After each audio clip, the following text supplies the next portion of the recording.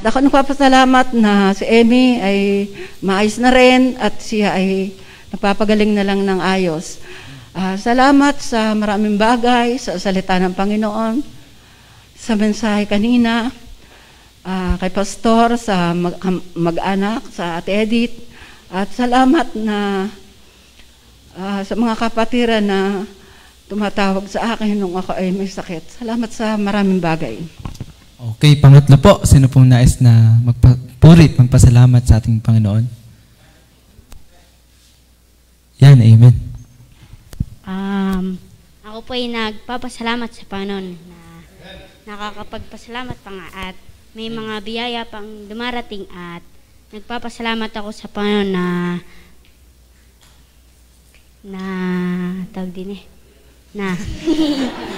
nakakapagbasa pa nga ng Bible. Sabi nga doon sa Bible ay kahit kaunting biyaya ay kailangan mo itong ipagpasalamat. At nagpapasalamat ako sa Panginoon na yan, malusog pa naman kahit At yun, walang nagkakasakit po sa amin tatlo. Sa amin lima pala. Yun. Salamat po sa lahat-lahat. Okay, amen. Pang-apat. Ayan, amen. Ako po ay nagpapasalamat at pinupunan po ng Panginoon ang aming financial needs at dito po sa Bahay Sambahan ay mainit po ang pag-welcome sa akin at ako naman po ay natutuwa at patuloy ang aking paglago at aking mga nalalaman. At kapasalamat din po ako at tayo pong lahat ay kahit may mga karamdaman ay nakaka-attend. At kapasalamat din po at maayos pong kalagayan ng aking pamilya. At naway kayo din po. At maraming salamat po dahil pressure na naman. Ako po ay may mabubuting kaibigan na umakay. At salamat. Ako din kapasalamat po ulit sa mga mensahe ng pastor. At yun lamang. Ang prayer request ko po ay sana po ay katulad po ng iba ay mabahagyan din po ang aking pamilya. Amen. Sige, sama natin sa panalangin na kanyang prayer request sa Miyerkules. Next po. Ayan, kakasabay-sabay na. Ako din po ay nagpapasalamat sa Panginoon sa unang-una ay sa kaligtasang hindi nawawala.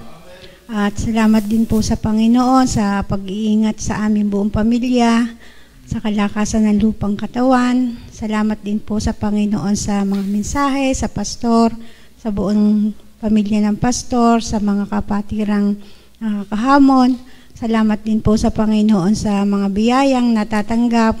At salamat din po doon sa mag-asawa ni Sister Ana na patuloy na ginagamit ng Panginoon. Salamat po sa biyayang iyon. At salamat din po sa patuloy na devotion ng mothers. At tunay nga pong napakaganda ng mga mensahe doon. Salamat po sa patuloy na kalusugan din ng aking mga apo na hindi po sila nagkakasakit. Salamat din po sa mga biyayang patuloy na pang-araw-araw na kinakatagpo ng Panginoon. Sa lahat pong kabutihan ng Panginoon, ako po'y lubos nagpapasalam. Okay, sunod po, paanim. Sige. Ako po'y nagpupurit, nagpapasalamat po sa Panginoon. Unang-una po sa kaligtasan na hindi nawawala. Salamat po sa biyayang yon. Salamat din po sa Panginoon kasi si Lolo at si Lola po'y okay na. Total recovery na po.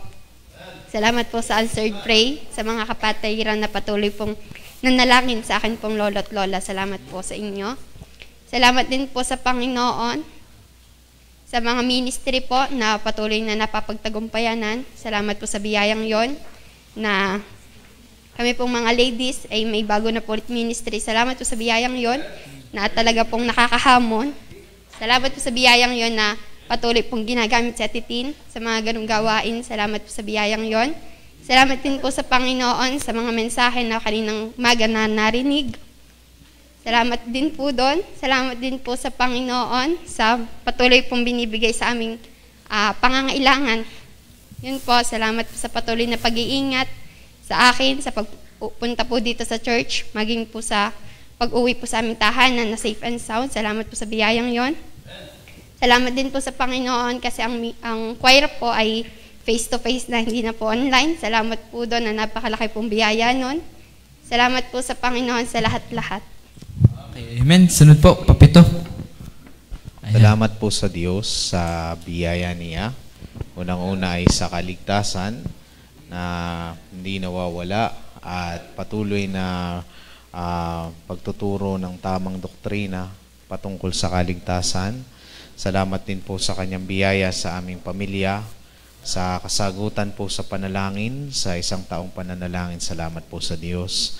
At nabiyayaan din po ng pagkakataon. Salamat din po sa kanyang biyaya sa kalakasan at kalusugan na patuloy niyang binibigay sa aming sambahayan, sa pagpapatuloy po sa pananambahan. Salamat din po sa kanyang biyaya sa tagapagturo na gumagabay at nagbibigay ng patuloy na kaliwanagan sa banal na kasulatan, sa espiritual na buhay, maging sa pananalangin po at sa pag-iingat niya sa aking hanap buhay, sa pagbiyahe. Salamat po sa Diyos. Amen. Sige po, next po. Ako po ay nagpapasalamat sa Panginoon sa Amen. biyayang natatanggap. Nagpapasalamat din po ako sa Panginoon dahil nakasama po ang mama. Nagpapasalamat din po ako sa kaligtasang hindi nawawala. At nagpapasalamat din po ako sa Panginoon dahil nakasama po ulit ako dito. Bagamat po nung Wednesday po hindi nakasama. Dahil po nung nagpatuloy po ako hindi pa po okay. Nagpapasalamat din po ako sa Panginoon sa biyaya pong natatanggap araw-araw. At nagpapasalamat din po ako sa Panginoon sa lahat-lahat. Amen. Very good, Jore. Next po, Pasiyam. Yan. Ako ay nagpapasalamat din sa Panginoon, una't higit sa lahat sa kaligtasan na hindi nawawala. Salamat sa Panginoon sa patuloy na pag-iingat sa bawat isa, hanggang sa aming magulang. Salamat sa Panginoon sa pastor, kanyang pamilya, sa mga workers na patuloy na nakakahamon, patuloy na nagpapaalala sa mga kamalian. Salamat sa Panginoon dahil sa natutunan, dagdag kaalaman sa Sunday School, laking bagay. Salamat sa Panginoon dahil sa napakinggang mensahe kanina, napakaganda. Dapat wag nating hayaan na ang ating loved ones ay umantong doon sa lugar ng pinuntahan ng mayaman. Huwag na natin hayaan doon. I-pull them out natin sila doon. Kaya salamat sa Panginoon dahil sa kanyang biyaya, sa pastor natin na matapang, sa pagdating sa salita ng Diyos. Salamat sa Panginoon dahil sa mga kapatiran na patuloy na nagiging hamon sa akin personally. Salamat din sa Panginoon sa GYP, sa maging sa senior high school. Bagamat daming ginagawa sa module, andun yung biyaya ng Panginoon na napapagtapatan yung mga bagay na para sa Kanya. Salamat sa Panginoon sa patuloy na pinansyal na pinagkakalob sa amin. Salamat po sa lahat. Amen. At ang ating pong panghuli na magpapasalamat. Yan. Ako po ay nagbabalik pa sa salamat po sa Panginoon. Amen. Sa kaligtasan pong hindi nawawala. Kay Pastor po, nagpapasalamat po ako sa mga mensahe niya po na talaga pong tinatamaan po talaga ako. Nagpapasalamat din po ako sa Panginoon kasi nandiyan po ang mga mami, ang pamilya po ng pastor sa paggabay po sa aming mga kapatiran. Nagpapasalamat din po ako sa Panginoon at nadagdagan po ang taon ko sa nabubuhay po ako. At nagpapasalamat din po ako sa Panginoon at dahil nakasama po ang aking asawa. Hey! Amen po. Nagpapasalamat din po ako kay Sister Emmy, sa pamilya po ni Sister Wenny. At nagpapasalamat din po ako sa kapatiran, sa mga mothers po. Talagang napakasaya po talaga namin tuwing po kami nagkakasama.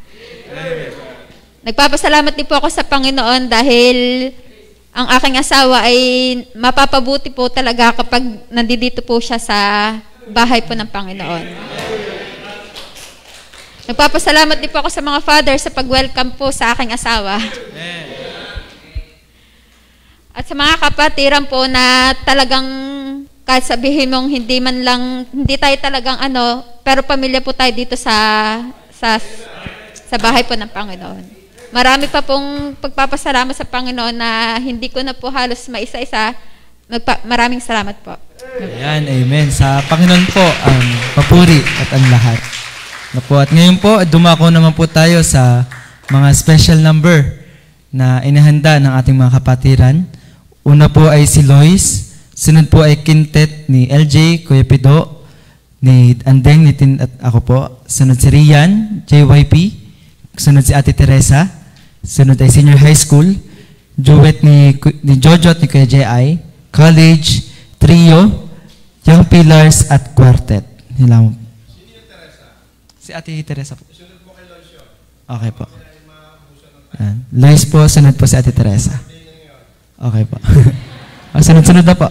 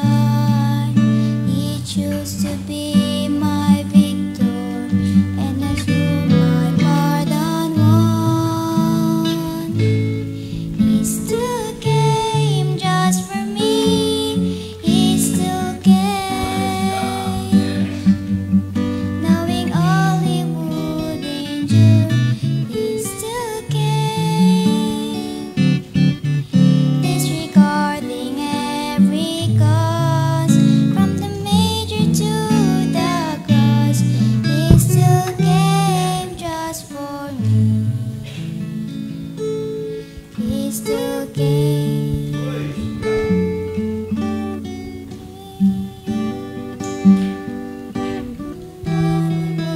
Danger, he still came. Disregarding every cause, from the major to the cross, he still came just for me. He still came. He still came just for me. He still came.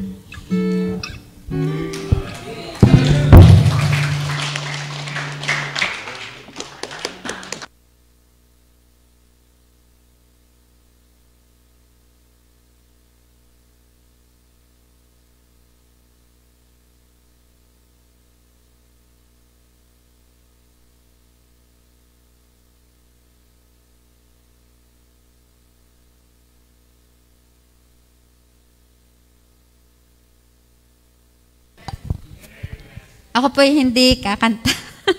Ako po tutula.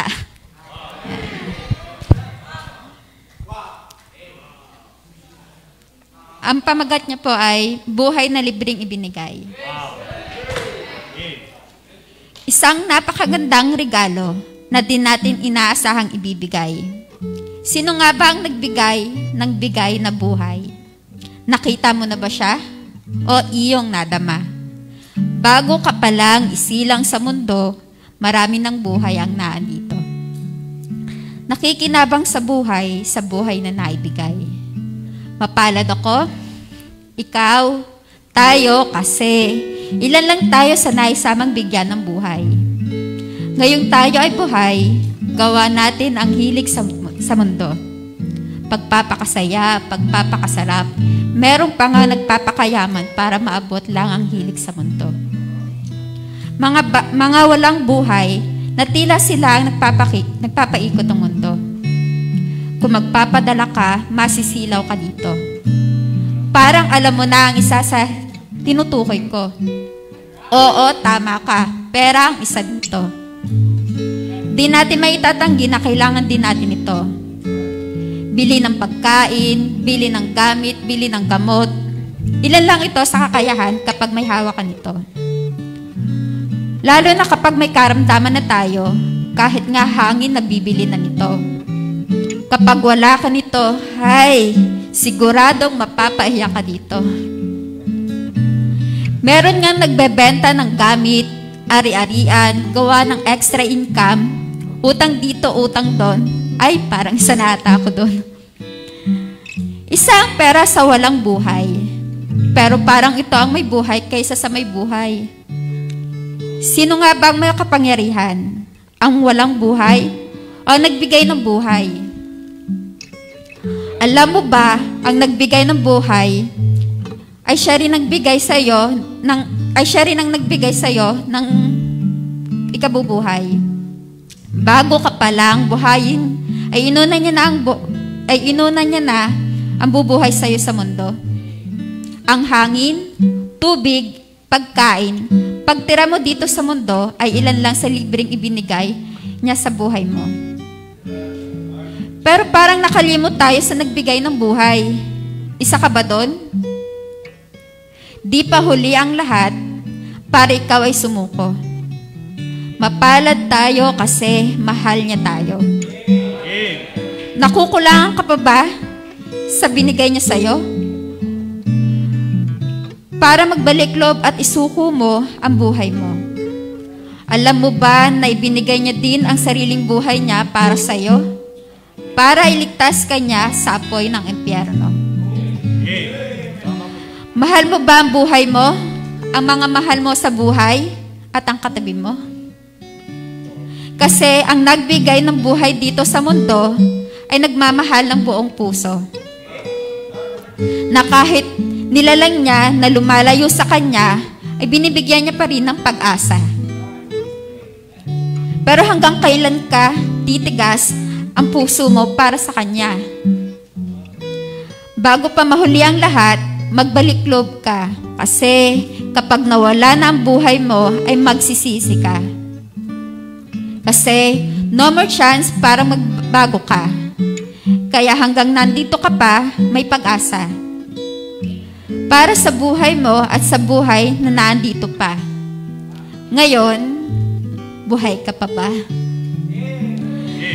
Tayo na magbalik loob at pasasalamat sa Kanya para sa buhay na libreng ibinigay.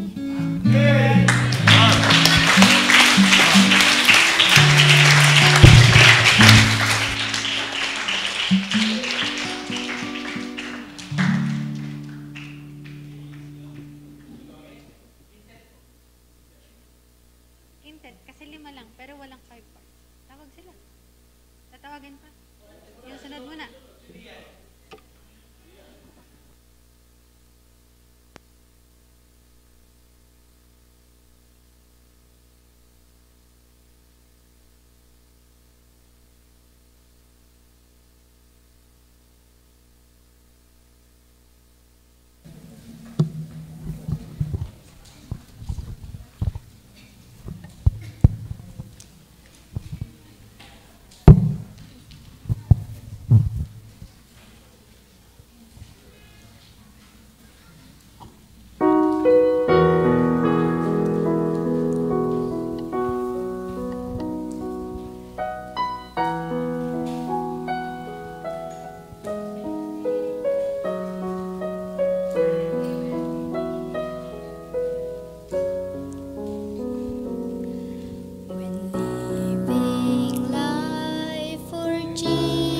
Jesus Christ becomes too hard a task when obedience means sacrifice that seems too much to ask. That's when I learned that my own strength isn't really strength at all, and I find rest in humbleness when I surrender all. In my weakness He is strong, in my need He leads me on. When I come to the end of all I am, and I place my trust in Him, that's when His strength begins.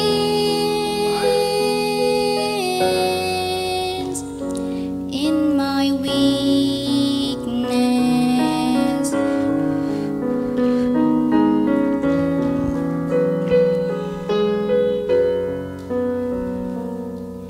when failures in my human strength have weakened all my pride, and ruined hopes and fallen dreams have crumbled me inside, it's then by grace I finally see the strength of Jesus Christ.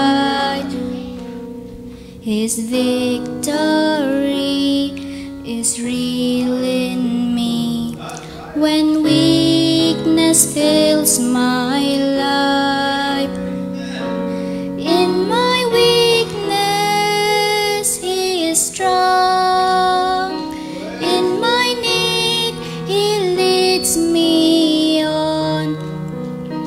When I come to the end of all I am, and I place my trust in Him, that's when His strength begins.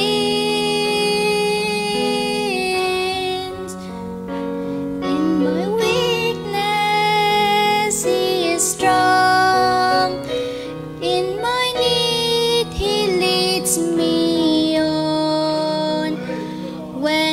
come to the end of all I am, and I placed my trust in Him. That's when His strength begins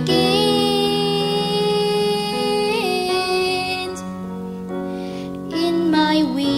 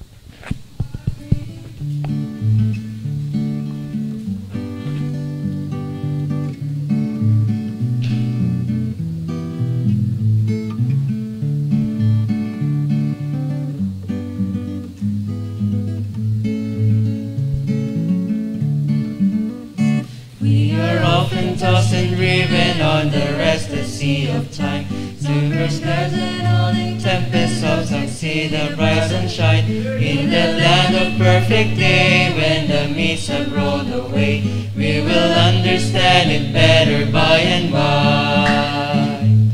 By and by, when the morning comes, when the saints of God are gathered home, how we'll overcome, for we'll understand it better by and by. We are often destitute of the things that life demands, one of food and one of shelter, thirsty hills and barren lands. We are trusting in the Lord, and according to His word, we will understand it better by and by. By and by, when the morning comes, when the saints of God are gathered home, we'll tell the story how we're overcome, for we'll understand it better by and by.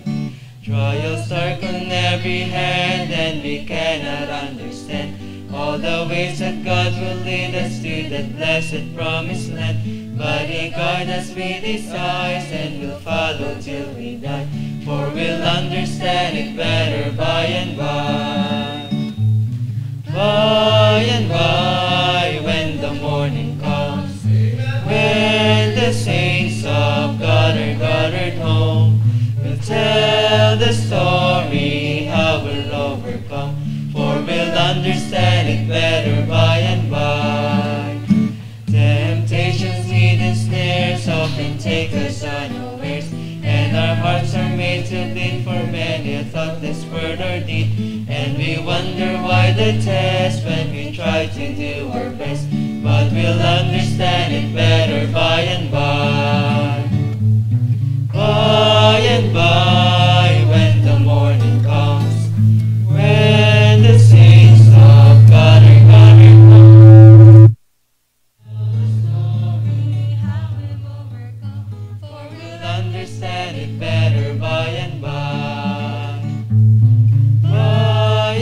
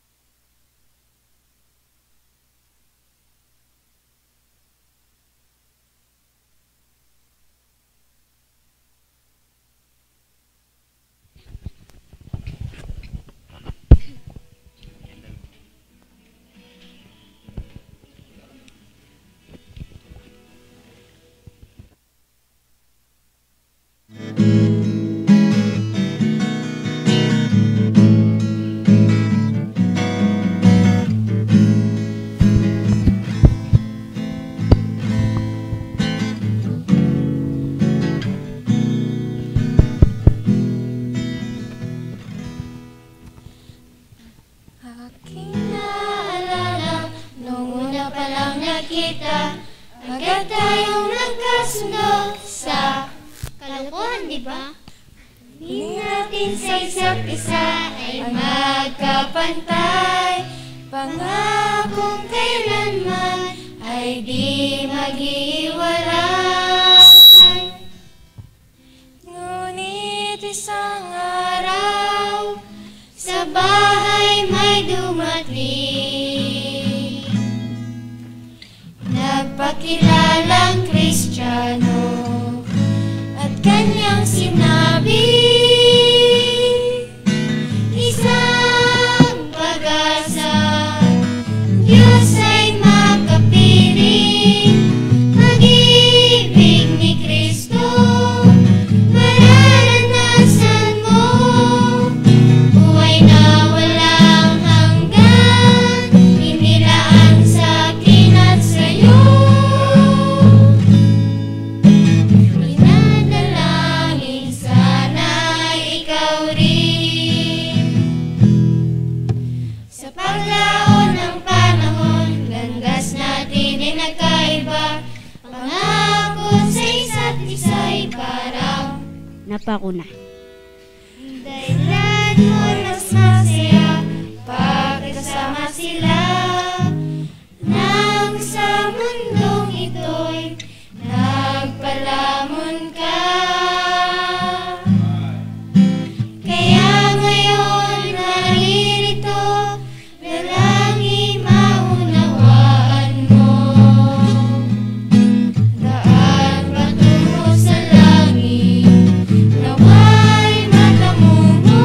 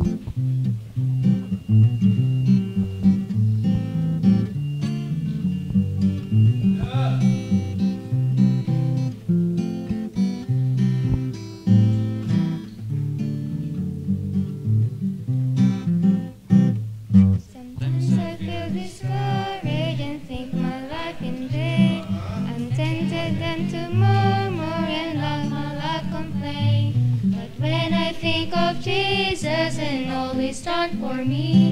Then I cry, O Rock of Ages, hide thou me. O Rock of Ages, hide thou me. No other refuge have I but Thee. When life's dark veil I wander far, far from Thee. Then I cry, O Rock of Ages, hide thou me. Sometimes it seems I dare not go on farther on, and drown my heart of courage has slipped away and gone. But I remember Jesus and all He's done for me. Then I cry, O Rock of Ages, hide thou me. O Rock of Ages, hide thou me. No other refuge have I but Thee.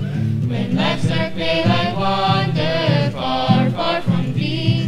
Then I cry, O Rock of Ages, hide thou me. What a friend is Jesus, a ransom for my soul. So tender, true, and gracious, I'm safe in His control. My help in time of danger, my strong defense is He. Oh, the blessed Rock of Ages, hide thou me. O Rock of Ages, hide thou me. No other refuge have I but Thee.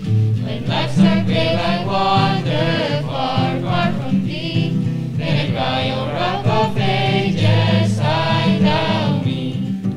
O Rock of Ages, hide thou me. No other refuge have I but Thee. When life's dark veil I wander far, far from Thee. Then I cry, O Rock of Ages, hide thou me. Then I cry, O Rock of Ages, hide thou me.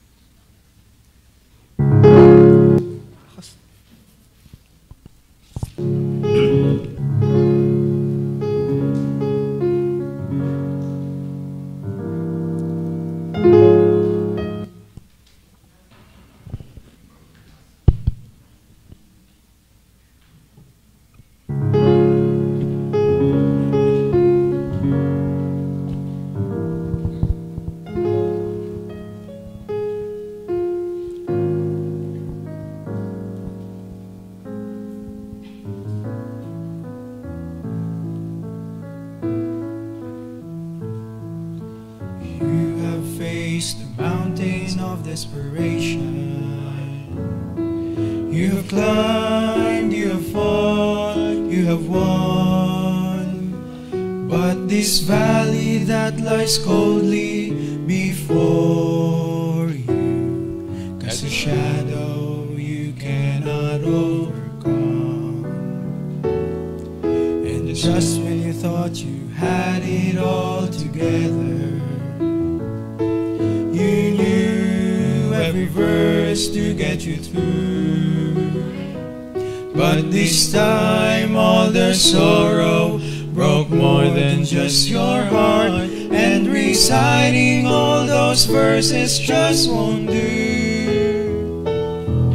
When answers aren't enough, there is Jesus.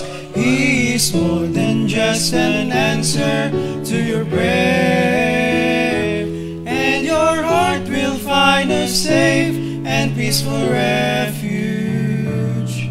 When answers aren't enough, He is there.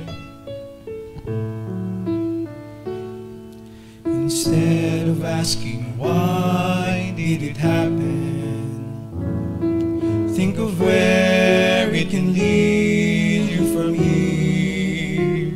And as your pain is slowly easing, you can find a greater reason to live your life triumphant through the tears.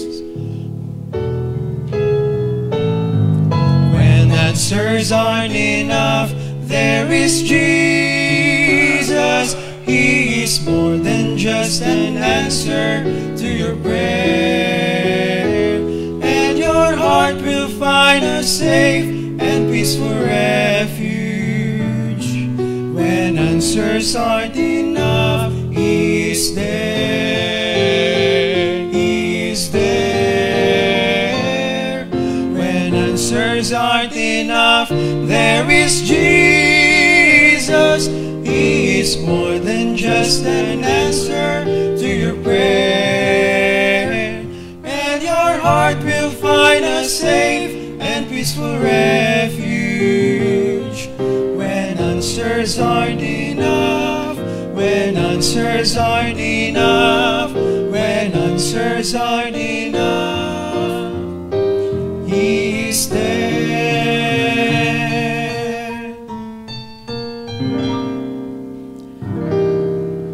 When answers aren't enough, He is there.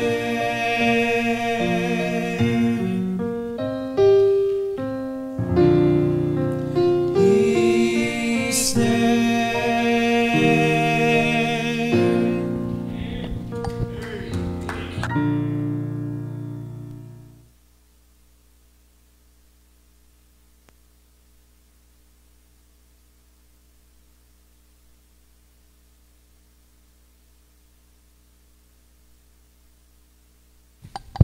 Hello po. Sunod po ay dako po tayo sa ating paghahandog.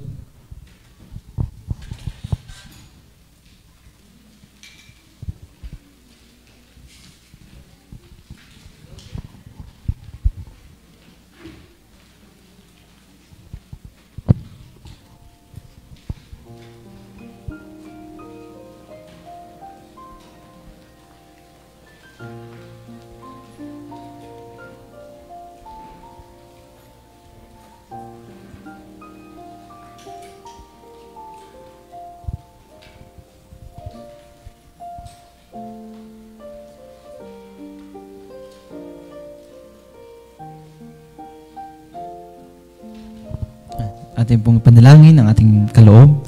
Dakilang Diyos, Panginoon, salamat sa inyo pong biyaya, sa maghapon na inyo pong pagpala sa amin, sa blessing na aming nakuha, Panginoon, at maging sa mga nakandog, inyo po silang patuloy na biyaan ang kanilang mga pinagkukunan, at bless nyo pong patuloy ang kanilang puso, Panginoon, at doblihin ang pagpapala sa kanilang buhay, at ang pag-iingat sa buong maghapon, Panginoon, at maging sa pinatutungkulan ng giving, Panginoon, ay kayo pong patuloy magpala at mag-ingat. Sa matalangin sa dakilang Panginoon ng Jesus.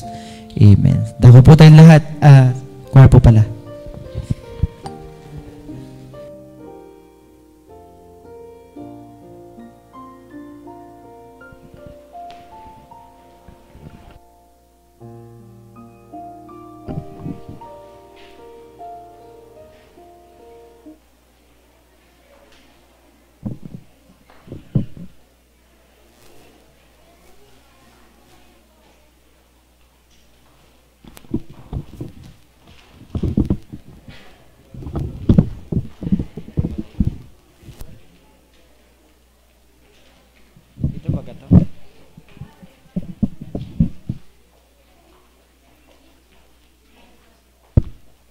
Hello.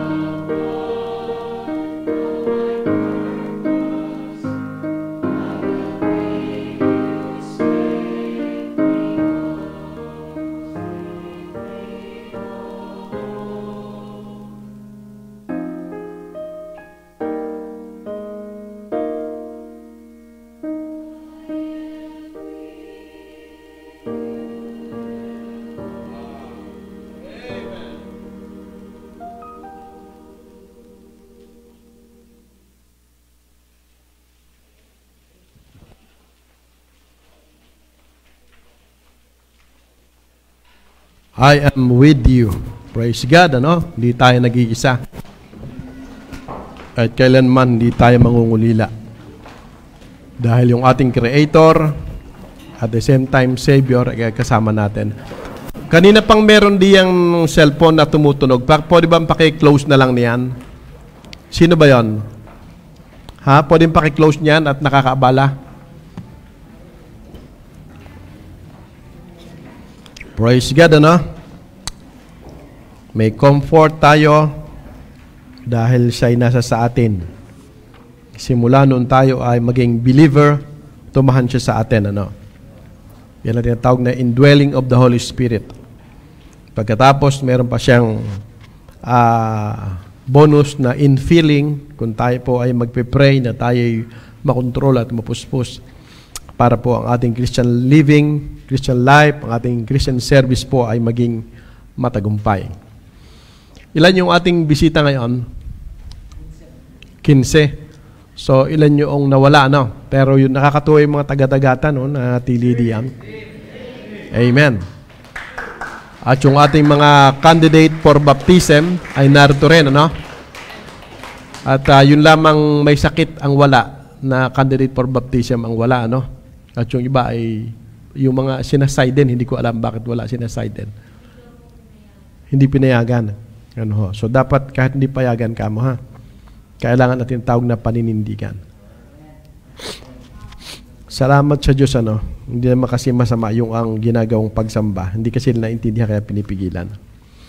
Salamat sa Diyos, ano? Yung asawa ni Sister Tere ay kasama natin. Praise God. So, Father, kayo ay ilan na ang mga dala ng mga mother na father. Kaya sana kayo naman ay maging responsable. Yung asawa ni yung ama ni Chelsea.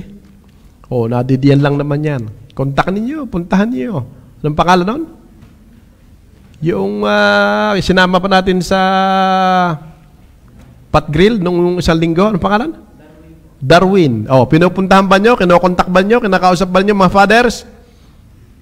Para kayo ilumago, tinuturuan na kayo, tinutulungan na kayo ng mga ibang grupo. Ayan. Meron ng Darwin, meron pang, ano pangalan ni, Leo. Meron pang isa eh. Sino ba yung dating mga, si Lando, Austria. Yan ang mga potensyal, nakakarating na dito. Alagaan ninyo, puntahan nyo. Inyong kausapin, inyong idisipulo at nang kayo naman ay madagdagan. Amen? Hindi po puro salita lang, kinakailangang makita sa inyong gawa ang inyong pag-aakay at nang kayo madagdagan. Okay, salamat sa Diyos. At tayo po ay narito na uli sa pagkaing espiritual ng ating mga kaluluwa. Amen? Ang ating text, Hebrews chapter 9, sa verse 27, isang talata lamang pero ito po ay tunay na napakalawak ng kanya pong subject. Ano po? Ito'y masasabi natin general statement. And as it is appointed unto men once to die, but after this, the judgment. Pagpalain naman ng Diyos ang kanyang mga salita. Tayo manalangin. Banal na Diyos na makapangyarihan sa lahat, salamat po muli sa isang sagradong sandali ng aming pong pagtitipon, ang pag-aaral, Panginoon, ng inyong mga salita. Purihin kayo at salamat sa inyong mga patuloy na pagkilos, paggawa, pagbibiyaya sa inyong mga anak, sa mga natapos na bahagi ng programa, sa mga pasasalamat ng inyong mga anak na naroon ang inyong maliwanag na pagkilos. Salamat, Panginoon. Buhay kayo sa iglesyang ito, buhay kayo sa inyong mga anak, Panginoon. Tama ang mensahe ng awit ng choir na kayo ay sumasa amin. At narito ang Panginoon, patuloy kaming pakainin ng aming pong pangangailangan pangkaluluwa ang inyong salita. Bigyan niyo po ang inyong lingkod ng patuloy na biyaya na makapag-share na may kaayusan, katapangan at effectivity. At ang bawat isa, ang gising na diwa, ang paggalang, ang katotohanan, Panginoon, ang bawat salita na mapag-aaralan ay hindi lamang marinig, kundi may panalangin, may pamuhay, upang huwag masabing dinadaya namin na aming mga sarili. Bless you po silang mga nasa online, kaming lahat, mga bata na tagapagturo sa labas. Itong aming dalangin sa pangalan ng Jesus. Amen. Okay, tayo mo po. Salamat sa inyo. May mga narinig pa rin akong cellphone na maingay.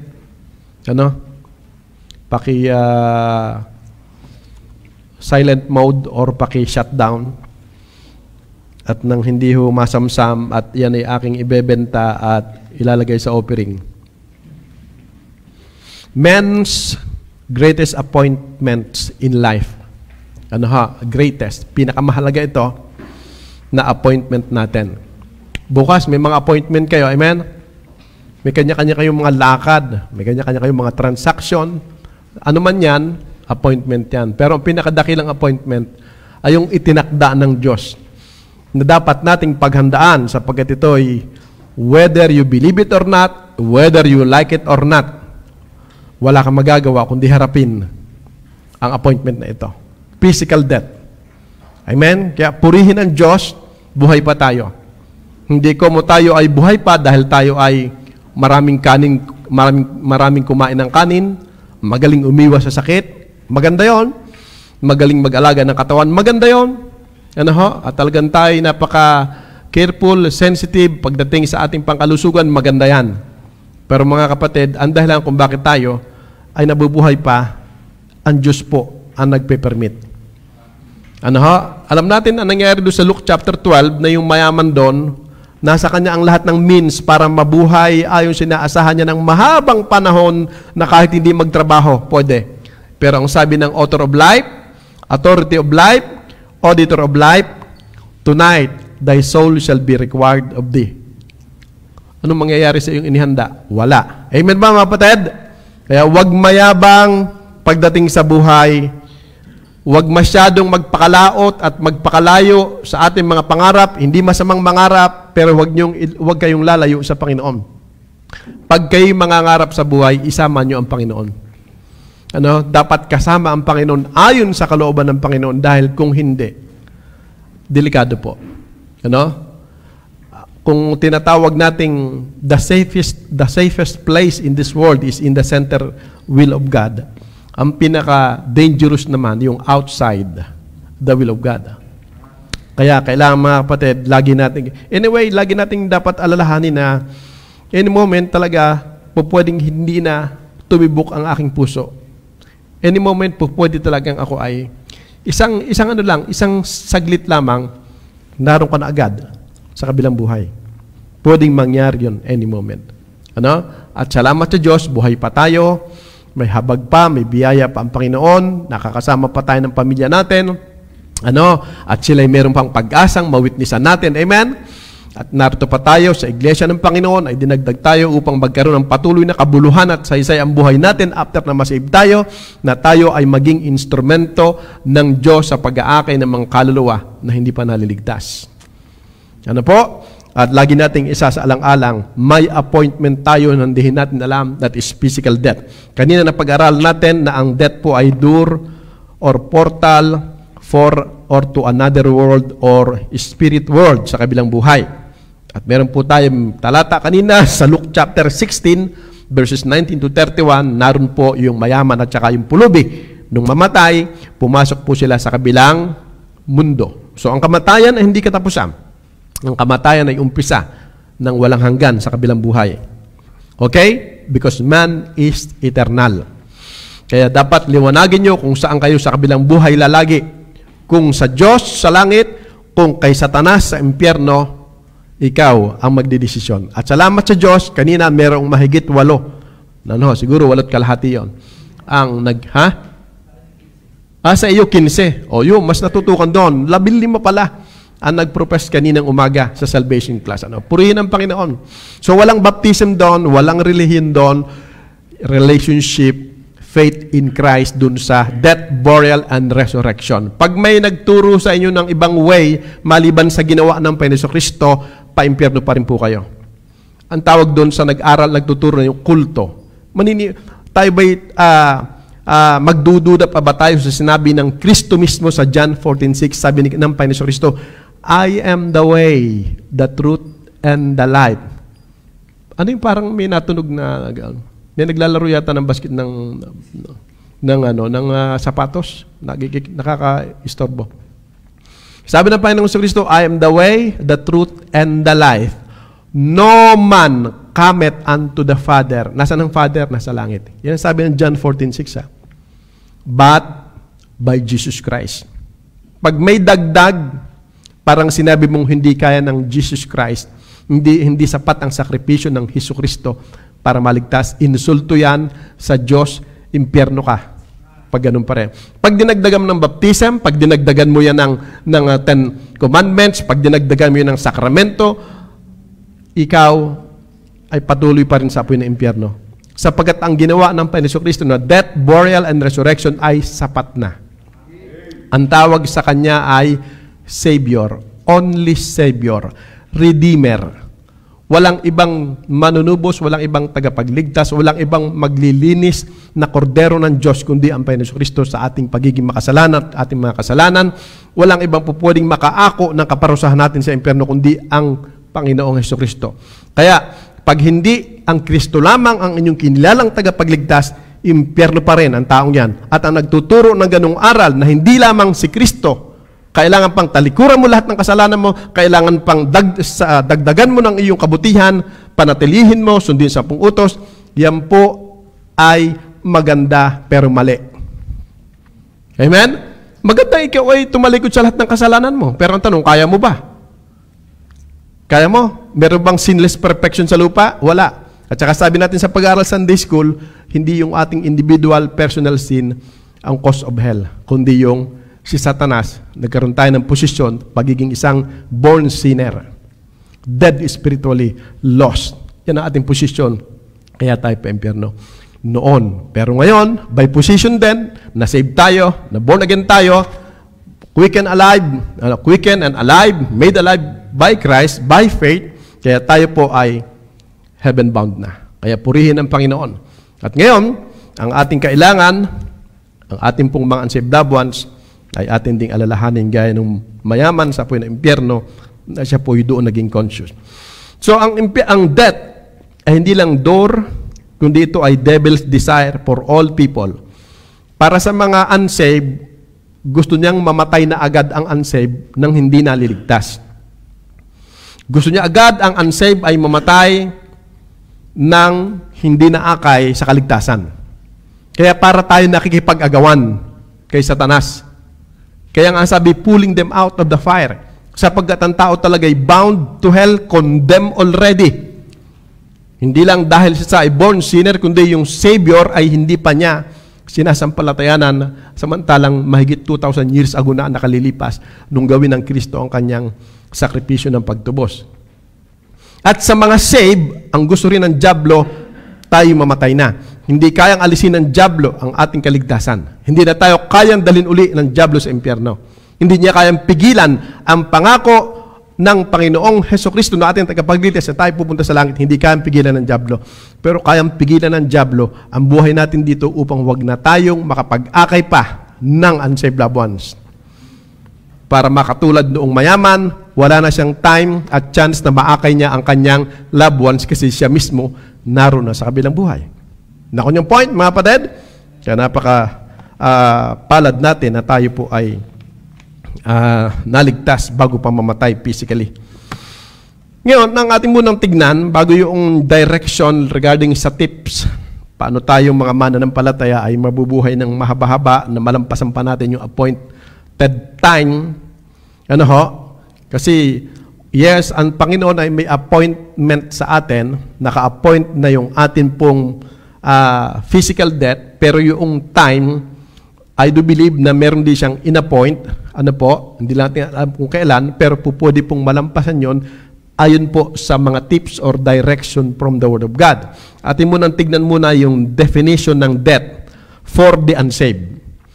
Ano ang definition ng kamatayan para sa mga unsaved? Madali lang ito. Una, eternal separation. Eternal separation from God. Ano? Walang hangganan. Sa ngayon kasi, yung immediate effect, ano, and initial punishment ng pagiging sinner natin, yung spiritual death, pwede pa yung ma-lift up, pwede pang masolusyonan, pwedeng magkaroon ng pardon pag sumampalataya ka. hanggat hindi ka pa namamatay physically. Pero pag namatay ka physically, na ikaw ay dead spiritually, namatay ka physically, sa kabilang buhay, hindi ka pwede doon sa mga buhay. Doon sa eternal life, doon ka sa eternal death, doon ka sa libingan ng mga patay spiritually na namatay physically. Wala nang pag-asa sa kabilang buhay. Naintindihan niyo ba yan? Ang tawag doon, eternal separation. Saan separation? From God and from your saved loved ones. From your saved loved ones. Hindi mo na makikita doon. Anyway, kahit naman makita mo doon yung mga kapwa mo unsaved, hindi rin kayo po pwede mag-appear. Kasi kanya-kanyang hirap. Kanya-kanyang hirap doon. Yung naroon sa mayaman, meron pang chance na mag-conversation kasi temporal pa lang yon, yung Hades na kinaroroonan. Yung talagang eternal destiny ng isang unsaved, ang tawag po doon ay dagat-dagatang nagniningas na apoy at asopre na ang sabi po ay pusikit na kadiliman. Ano ho? At pagkatapos po, merong mga uod na hindi namamatay, amoy asopre. No way na kayo ay makapag-consider pa sa inyong katabi. Kanya-kanyang hirap. Ang sabi pa nga'y pagngangalit ng mga ngipin. Kasi tatanggap uli ang mga unsaved sa resurrection of the unjust, sa last resurrection, kung tawagin ng mga unsaved, ng katawan na pangkabilang buhay na subject for pain. Hindi ito madidissolve, hindi ito maa-annihilate, pero ito is subject for eternal suffering. Hindi lang eternal separation from God, from your loved ones, kundi eternal suffering. Walang hanggan, magpakailan-kailanman, inyong kwentahin nyo kung kaya nyong kwentahin. Mauubos ang buhok nyo, hindi pa tapos. Kaya nga eternal, walang hanggan eh. Ganoon ang suffering ng iyong loved ones na ngayon ay pinapatul-patulan mo pag masama ang ugali laban sa iyo. Bahala ka nang pumunta sa impyerno. Sinasabi mo lang yan. Pero pag na-imagine mo ang apoy ng impyerno, gaya ng mayaman na napasa sa impyerno, wala na siyang inisip, hindi na siya nag-isip na kung meron ba silang mga alitan ng kanyang kapatid na nabubuhay, kung meron ba silang hindi pagkakasundo, kung meron ba silang mga away na nagaganap nung nabubuhay pa, hindi na yon nagmamatter. Para sa kanya ang kailangan masave. At huwag pumunta sa apoy ng impyerno ang kanyang loved ones. Naintindihan niyo ba yan? Ngayon lang naman masyadong maraming mga kondisyones at maraming mga katwiran, justification yung mga mananampalataya. Ang dahilan lang naman yan, karnal ang espiritu ng mga mananampalataya kaya hindi makapag-akay. Humahanap ng mga dahilan na kaya hindi masave. Ang iba naman, ang mga katwirang baluktot, hindi pa siguro talaga panahon. Anong hindi pa talaga panahon? Di ba ang sabi ng 1 Corinthians o 2 Corinthians 6 verse 2, now is the day of salvation. Why? Sabi ng 27 verse 1 ng Proverbs, hindi mo alam kung ang bukas, buhay pa. James 4 verse 14, parang isang singaw na sa daling panahon lumilito at pagdaki biglang napapawi. Tapos sasabihin mo, hindi pa panahon? Yan po ay mga katwiran ng mga pangkal at mga hindi seryoso. Nasasabihin ni, may takdang panahon. No! Kailangang araw-araw. Pinapaalalahanan mo sila dahil baka bukas, wala ng time. Tapos pagka namatay, nakalagay na sa kabaong, saka magbibigay ng 1 milyong halaga ng kabaong, walang kwenta yon. Nasa impyerno na yung kung hindi save. Ikaw lang ang nagkaroon ng katuwaan, relief sa puso mo. Pero ang totoo, yung namatay, impyerno na. Pinabayaan mo, hindi mo pinagtiyagaan. So selfish ka pa rin hanggang sa time na yon. Walang kwenta yon na ngayon nabubuhay, nakapapalasagot ng mga anak, napakapangkal, napakahirap pasunodin, patulungin sa bahay, napapaka-immature sa sama ng ugali ng mga anak, sa mga magulang, pagka namatay-matay, tapos magpo-post sa Facebook, kinakausap namin kung sino man, pero yung patay wala na doon. Hindi na alam ng patay yun. Susulat-sulat ka pa. Sa Facebook pa. Tapos happy birthday, Mama sa langit. Ligtas ka at sasabihin mo na sa langit. Pakinig gayon, happy birthday.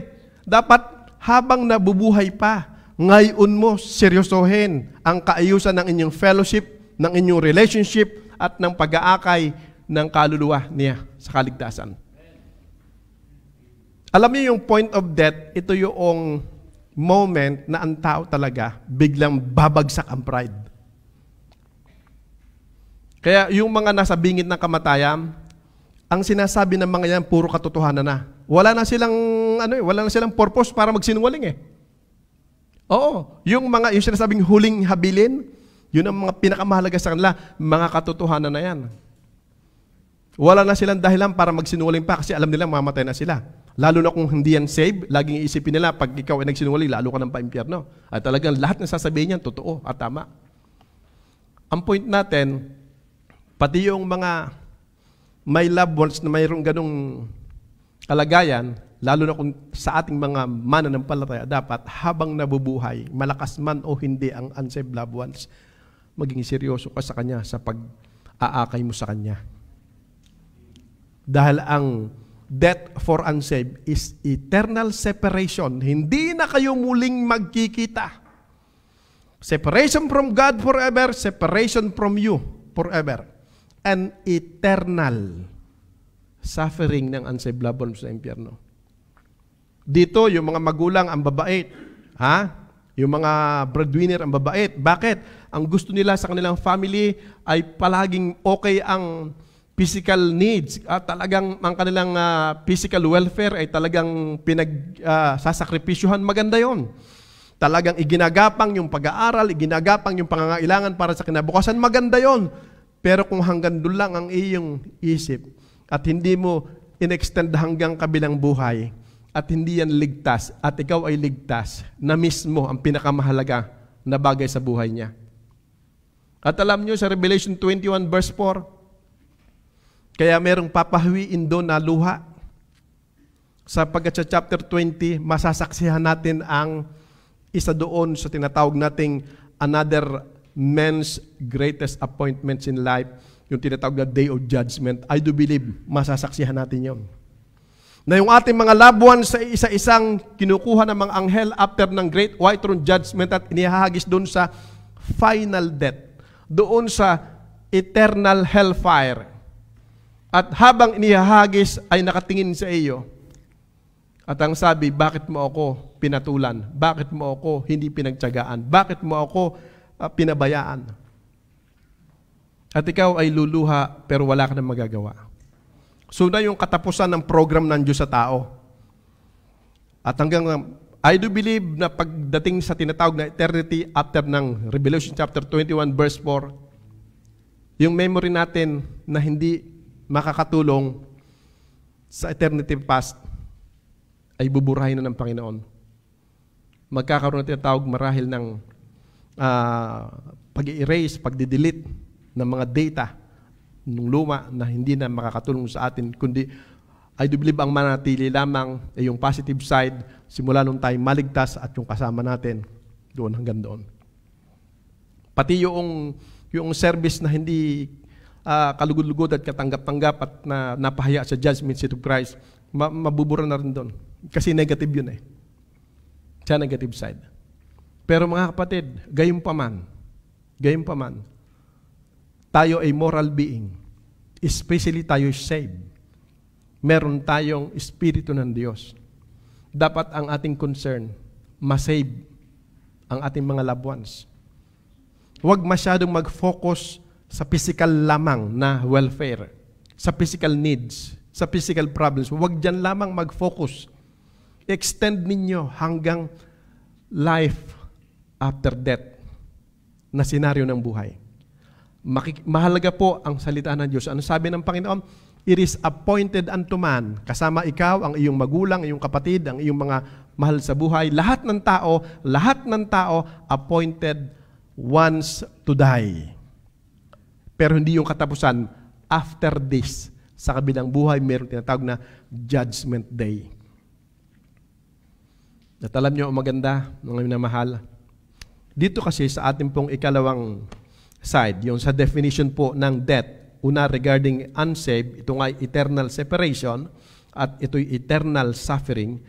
Ang maganda po nito, sa mga saved, ano po ang definition ng death?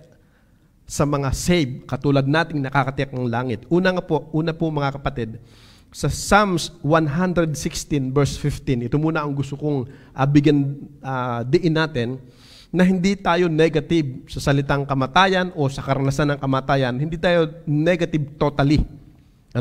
Yes, makakaramdam ka ng kalungkutan kung meron kang saved loved ones na mamamatay o mamatay. Katulad ng mga namatay through COVID, ng mga pastor, asawa ng pastor, anak ng pastor, mga kamanggagawa, mga kapatiran, namatay dahil sa COVID. Malungkot yun.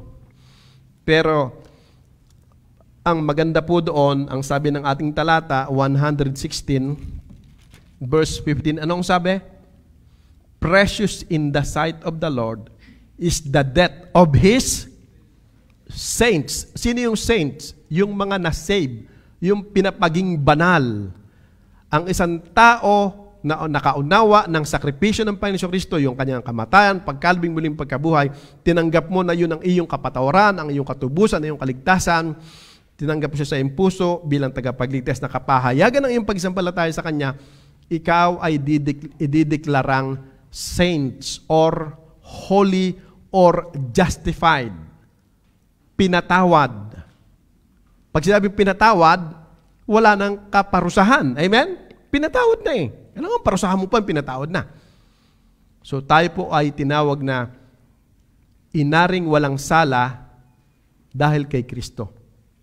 Ang nakikita ng Ama sa atin ay ang Kristo. Dahil ang Kristong walang sala, inari ng Amang may sala doon sa krus ng Kalbaryo upang tayong may sala ay ariing walang sala ng Ama dahil kay Kristo. Kaya tayo ay saints. Kaya ang kamatayan natin, napakahalaga sa Diyos. Bakit? Yun na yun yung time na magkakaroon tayo ng face-to-face fellowship. Sa ngayon, online pa, by faith. Pero pag tayo namatay, face-to-face. Kasi hanggat nasa lupang katawan tayo, nasa mortal body tayo, nasa flesh, nasa corruptible body tayo, hindi natin pwedeng makita ng face-to-face ang Diyos. Mamamatay tayo. Because God is holy.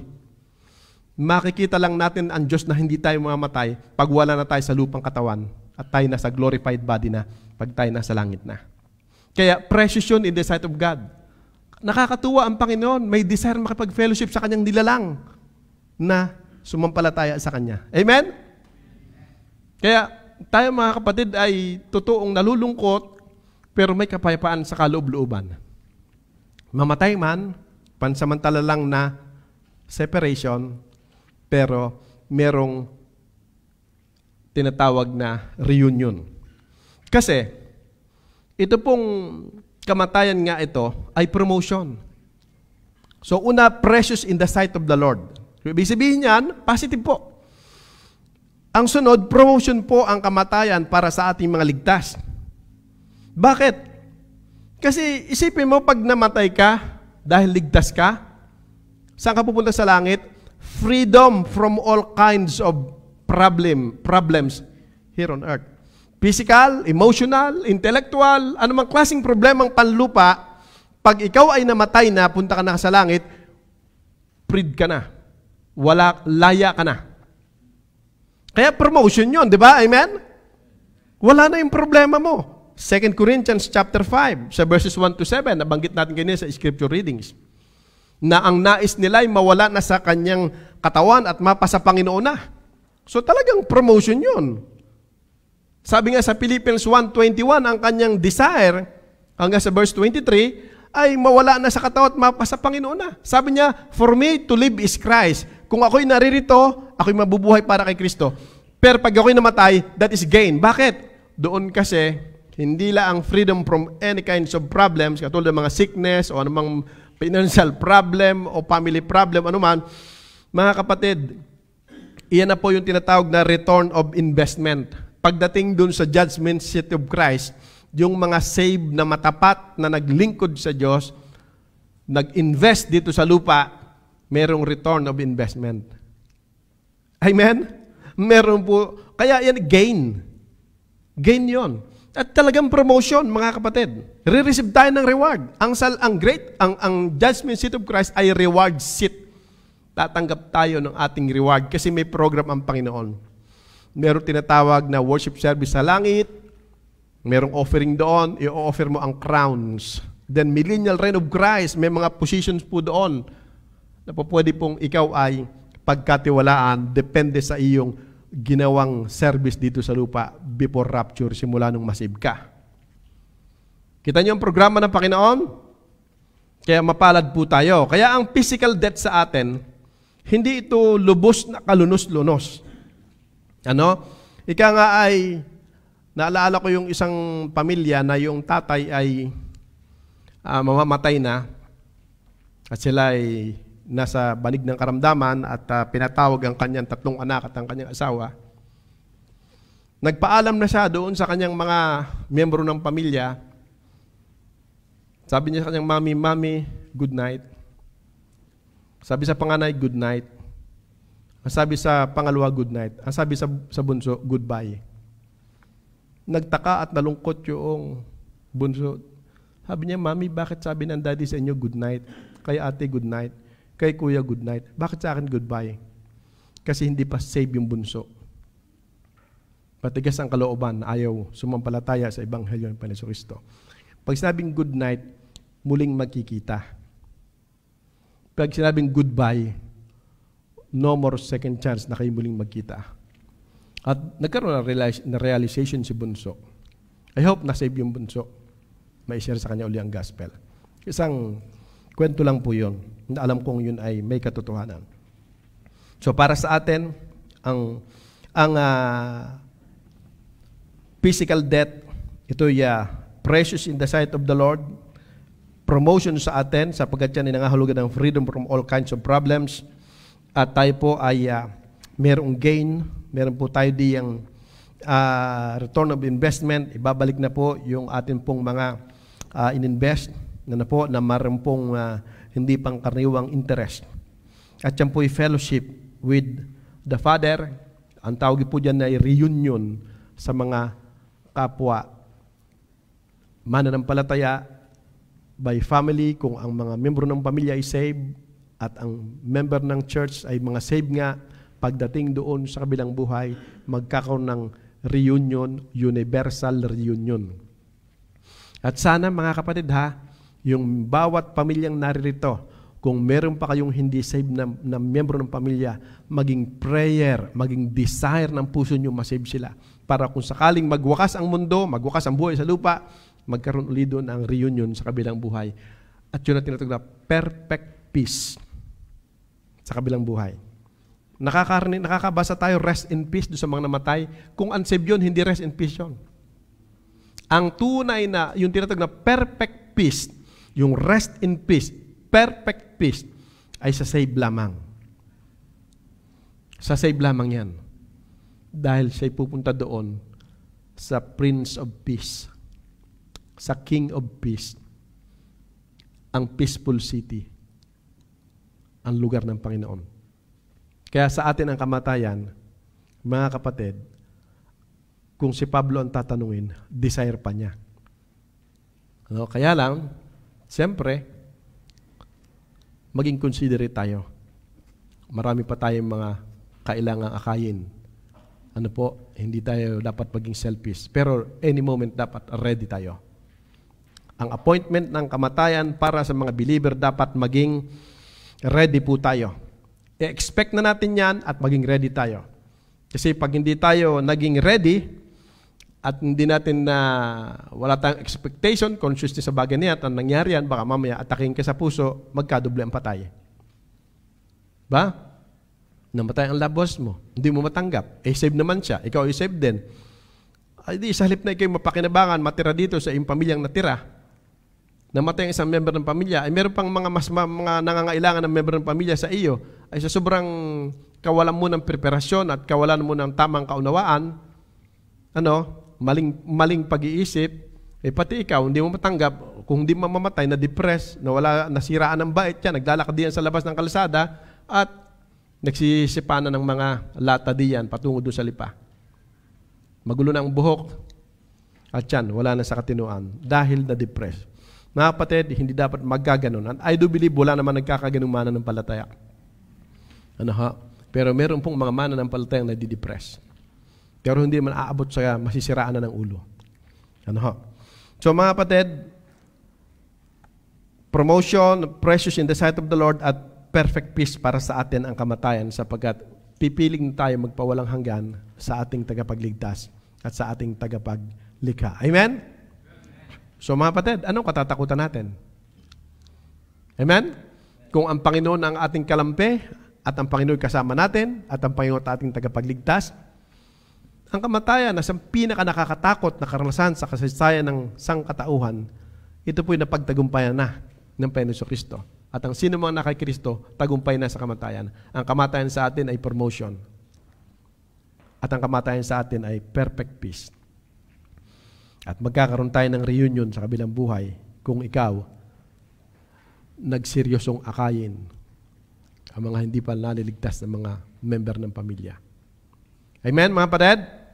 So, mahalaga ang physical, pero huwag magiging dahilan ang physical needs, ang physical matter para ikaw ay hindi makapag-share para sa kaluluwa ng iyong unsaved loved ones. Hanggang dyan na naman tayo. Wala tayong time para ating discussin yung direction para maprolong ang atin pong buhay. Sa Wednesday na po natin discussin tayo manalangin. Banal na Diyos na makapangyarihan sa lahat, purihin po kayo sapagkat bago kami makaranas ng physical death, kami po ay naligtas na. Kami ay natubos na. Nakaranas na kami ng kapatawaran. Sabi nga na Romans 8 verse 1, there is now no condemnation to them which are in Christ Jesus. Ang sabi na John 3:18, kami po ay hindi na condemn, kundi kami po ay saved na. John 5:24, lumipat na mula sa kamatayan patungo sa buhay.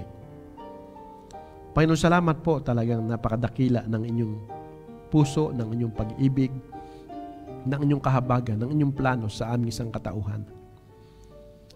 At kami po ay nakaunawa ng inyong mabuting balita, ng inyong salita. Kami mamamayan ng langit, kami may relasyon sa inyo, kami inyong mga anak. Ano man ang mangyari, to the extent ng physical death na isang aming appointment, kami po ay mapopromote lang lalo. Pupunta kami sa lugar na walang hirap at dusa, sa lugar na wala ng kamatayan at wala ng separation, wala ng anumang negatibong bagay. Kapiling kayo, kapiling ang mga kapwa, save loved ones. Panginoon, tunay na hindi namin kayang ipaliwanag ang kagandahan na aming ina-appreciate sa inyong kalooban sa aming buhay. At hindi rin kayang i-express ng aming mga salita at dila ang dapat na pasasalamat at pagpupuri sa inyo. Kung kaya naman kailangan naming ibaling ang aming attention, ang aming puso sa pag-aakay ng mga unsaved loved ones bago mahuli ang lahat sa kanila. Sapagkat alam namin pag hindi sila naligtas at sila'y namatay, eternal separation, eternal suffering, forever and ever. O banal na Diyos, tulungan niyo yung mga anak, itong mga naligtas na ito, na seryosohin ang buhay. Panginoon, sa panahon namin, ang pandemic ng COVID-19 ay hindi namin alam kung hanggang ito, kailan ito. Ito'y gawa pa rin ng dyablo, Panginoon. Gusto niyang mamatay ang mga tao nang walang pag-asa. At pati ang mga mananampalataya ay hindi exempted sa COVID-19 para huwag nang makapag-akay pa ng kaluluwa. O Panginoon, ang buhay ay walang katiyakan. Kaya nawa po, bago mamatay ang bawat unsaved loved ones, ang inyong mga anak, seryosohin po ang pag-aakay sa kanila bago mahuli ang lahat.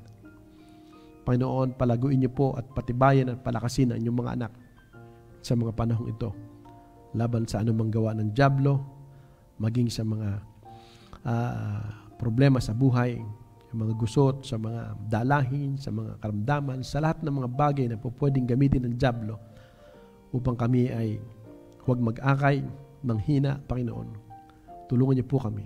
Pagpalaan niyo po kaming lahat, Panginoon. Gamitin niyo ang iglesyang ito na maraming kaluluwa ang makarinig ng gospel ng Ebanghelyo ng Kaligtasan. Gamitin niyo ang mga miyembro, ang mga kapatiran, na ang mga unsaved loved ones, ang pinaka-Jerusalem, pinaka-Judea at Samaria, mga loved ones, sila po yung maging responsible bago mahuli ang lahat. O banal na Diyos, umaasa po ako, Panginoon, hindi walang kabuluhan ang naging pag-aaral sa buong maghapon. I-bless po ang mga bagong ligtas, ang mga bagong mananampalataya Sila po ay maging mapagpatuloy, maging seryoso at lumagong katulad ng mga narito na mga nag-akay sa kanila, Panginoon. At ang bawat kapatiran patuloy maging pagpapala sa mga bagong dating, sa mga bagong mananampalataya, at maging pagpapala higit sa lahat sa mga unsaved loved ones nila. Panginoon, pagpalaan niyo po yung mga anak na nakaluhod. Ano man po ang niluluhod sa mga sandaling ito, maging sila ng mga nasa online. At patuloy kami umaasa, Panginoon, sila na may mga physical problem, sickness ng mga kapatiran, mga mahal sa buhay, katulad naman sa mga bentura, Panginoon, at iba pang mga kapatiran, kahabagan niyo po. Umaasa kami, matuwid kayo, alam niyo ang ginagawa niyo po, Panginoon, makapangyarihan sa lahat kayo, at kayo marunong sa lahat, at kayo banal, kaya pinagkakatiwala namin sa inyong dakilang kamay, ang lahat-lahat sa aming mga buhay. Pansamantala, kami po ay magpapahinga. Kami po ay magtatapos. Igawad niyo po ang mayamang basbas sa bawat isa at ang inyong pag-iingat sa bawat uuwi, Panginoon, na maghahatid sa inyo lahat ng kapurihan. Itong aming dalangin sa dakilang pangalan ng Panginoong Jesus. Amen at amen. God bless you all. Tapos sa po